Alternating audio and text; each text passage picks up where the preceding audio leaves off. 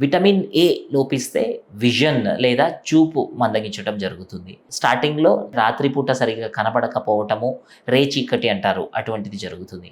అలాగే vitamin B యొక్క deficiency ఉంటే కనుక నాలుక లేదా నోరు, చిగుర్లు ఇటువంటి ఏరియాస్‌లో పగుళ్ళు కనబడటము, ఫుడ్ తినడానికి ఇబ్బంది పడటము ఇటువంటివి జరుగుతాయి. అలాగే విటమిన్ సి లోపిస్తే కనుక చిగుర్లలో నుంచి బ్లీడింగ్ జరగటము లేదా చిన్నపాటి దెబ్బలకు కూడా ఎక్కువగా బ్లీడింగ్ జరగటము ఇవి చూస్తాం.